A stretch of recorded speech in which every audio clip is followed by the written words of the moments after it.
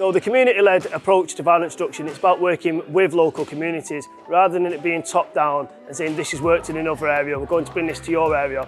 My role as a community lead for the Greater Manchester Violence Reduction Unit is about working in each community, finding out what the strengths are of that community, what the challenges are, and then co-designing what the solution should be and what we should invest in each community with the people that live and work there. So far we've been working with the violence reduction team to develop a partnership with local organisations in Bury who are committed to helping to reduce violent crime amongst young people. So we've met up with other organisations who are interested in joining the partnership, and we're in the middle of working out how we kind of integrate our services. So Bury Defence Academy will focus on youth work and sport. The other organisations will focus on their specialisms, and I think the idea is that we all work to our own strengths and we all coordinate and support each other. So my name's Daniel, I'm 15, I go to St Gabriel's High School. I'm the Deputy Youth Mayor of Bury. We aim to be the voice of young people in Bury and represent them, and also to be an inspirational point as well. You know, we have the people who are outside of me, they've joined through being kind of invited and getting involved in work, even myself.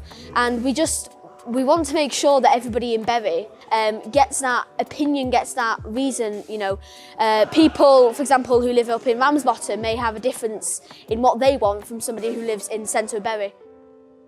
We're hoping that this way of working will actually show that you can make a lot more progress, and that people who live here feel there are more positive outcomes from doing things this way. And we feel there's probably a big chance of that, because I think we know from other kinds of activities that if you give people ownership and responsibility, and you give them some of the wherewithal to put into practice their ideas, like your ideas, then there's a lot more chance of them being implemented fully.